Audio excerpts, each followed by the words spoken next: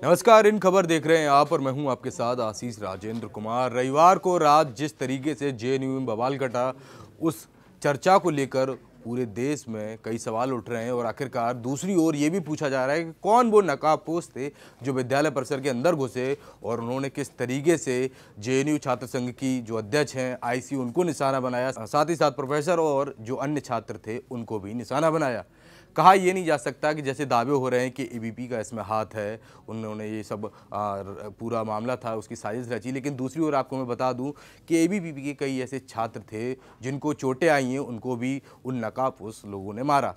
50 से 60 लोग अंदर घुसे विद्यालय परिसर के, मुंह पे नकाब लगा रखा, हाथों में हॉके, डंडी और कई तमाम ऐसे हथियार थे जिसकी वजह से वार किया जा सके। विद्यालय परिसर में तोड़फोड़ मचाई गई और उसके बाद जो तस्वीरें सामने आई वो तस्वीरें साफ तौर पर ये बता रही हैं कि हंगामा कितना बड़ा और कैसे पूरे जेएनयू परिसर में रात भर कल रविवार को बवाल कटा। क्या वजह थी, क्यों आखिरकार ये हिंसा हुई, कौन इसका जिम्मेदार है, कई ऐसे सवाल हैं। लेकिन हिंसा क्यों हुई, ये सबसे बड़ा सवाल है। क्या वो मुद्दा था जिसको लेकर जेएनयू में छात्रों के साथ ऐसे मारपीट हुई और विद्यार्थी जो जो परिसर है विद्यालय का उस पर इस तरीके से पूरा माहौल ख़राब किया गया और तोड़फोड़ की गई। कई वजह सामने निकल के आ रही हैं। तो सबसे पहले अगर बातचीत की जाए कि हिंसा क्यों भड़की, उसके पीछे मैं आपको बता दूं, दरअसल आप सब जानते हैं कि काफ़ी लंबे समय से जेएनयू में फीस वृद्धि को लेकर जो छात्र हैं, वामपंथी छात्र, वो प्रोटेस्ट कर रहे थे। उनकी ये मांग थी कि फीस वृद्धि को घटाया जाए और जो विद्यालय प्रशासन है वो इसको कम करे और साथ ही साथ उनकी ये मांग को पूरी किया जाए। इसके लिए उन्होंने कई शहर के अलग अलग जगह जाकर प्रोटेस्ट किया, सड़कों पर प्रोटेस्ट किया, लेकिन बाद में इन सब ने ये सोचा कि हम विद्यालय परिसर के अंदर प्रोटेस्ट करते हैं और अपनी मांग को यहाँ पूरी करने के लिए आवाज़ उठाते हैं। लेकिन जैसे ही रजिस्ट्रेशन प्रक्रिया प्रशासन में जो विद्यालय का है उसकी ओर से शुरू हुई तो इन छात्रों ने उसका विरोध किया और कहा जब तक फीस वृद्धि का पूरा मामला सुलझेगा नहीं तब तक अन्य जो छात्र बाहर के एडमिशन की रजिस्ट्रेशन प्रक्रिया है वो पूरी यहाँ नहीं होगी।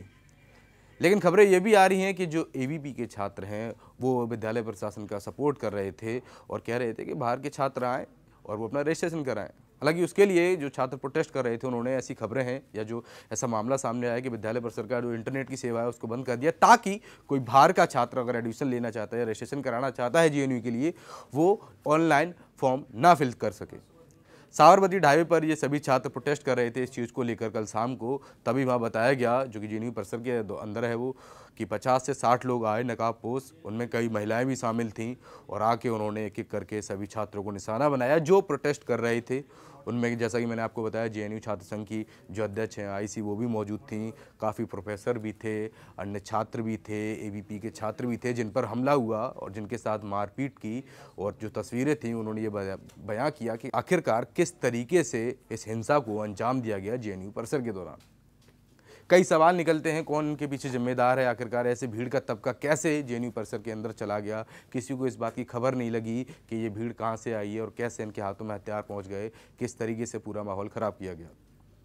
आगे की बात को अगर मैं जारी रखूंगा और तो आपको यहाँ बताऊं विवाद को लेकर, तो जैसा कि मैंने आपको बताया कि प्रोटेस्ट कर रहे थे विश्वविद्यालय के छात्र, लंबे समय से प्रशासन का विरोध कर रहे हैं।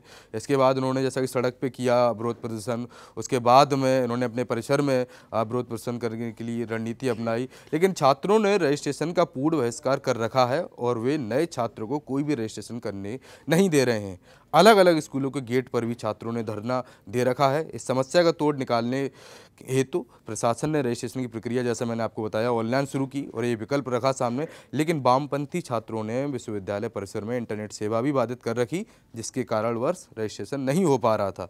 आरोप और दावे ये कहे जा रहे हैं कि 600 छात्र ही अपना रजिस्ट्रेशन करवा सके हैं, जहाँ ऐसा अनुमान लगाया जा रहा था कि कई ऐसे हज़ारों की तादाद में छात्र थे जो रजिस्ट्रेशन करवाते हैं या करवाते थे पहले उसके मामले को लेकर। लेकिन जो मामला सबसे बड़ा यहाँ पेश फंस रहा है कि रजिस्ट्रेशन का आखिरी दिन होने की वजह से एबीवीपी के छात्र प्रशासन का सहयोग कर प्रक्रिया को आगे बढ़ाना चाह रहे थे, ऐसा दावा किया जा रहा है, जबकि वामपंथी छात्र इसका लगातार विरोध कर रहे थे। लेकिन शाम को जैसे ही वामपंथी छात्रों ने साबरमती ढाबे पर इन मुद्दों को लेकर विरोध प्रदर्शन आयोजित किया, अपनी आवाज़ उठाई, उस दौरान आरोप ये है वामपंथी छात्रों की ओर से कि बाहर से लगभग 50 लोग आए, उनके ऊपर हमला किया, जिसमें छात्रों को गंभीर चोटें आईं। हमलों में जैसा मैंने आपको पहले बताया कि प्रोफेसरों को भी नहीं बख्शा गया और उनके ऊपर भी हमला किया गया। इस बीच एनएसयूआई के ने एक व्हाट्सएप की कुछ स्क्रीनशॉट साझा करते हुए कहा कि एबीपी ने पूरी योजना के तहत वामपंथी छात्रों पर ये हमले की पूरा योजना बनवाया और इसके लिए बाहरी लोगों की मदद ली गई और पुलिस भी एबीवी छात्रों का सहयोग कर रही है, ऐसे दावे और आरोप लग रहे हैं। साथ ही साथ इस पूरे मामले पर राजनीति भी हो रही है। जैसा कि रात आपने देखा कांग्रेस के नेता राहुल गांधी और प्रियंका गांधी वाड्रा उन्होंने किस तरीके से अपोलो अस्पताल गई, जहां जो घायल छात्र थे उनसे वो मिली, और साथ ही साथ राहुल गांधी ने भी केंद्र सरकार पर निशाना साधा। दूसरी ओर आम आदमी पार्टी जो कि राज्य की सरकार है, उन्होंने भी केंद्र सरकार पर निशाना साधा। लेकिन आरोपी उनको नहीं बताया जा सकता जिनके लिए ऐसा दावा कर रहे हैं कि एबीवी के छात्र हैं, क्योंकि इस पूरी हिंसा में कई ऐसे एबीवी के छात्र हैं वो घायल हुए हैं। तो ये पूरा मामला था जिसकी वजह से जो हिंसा भड़की जेएनयू परिसर में, और इसकी वजह से कई सारे छात्र वो घायल हुए।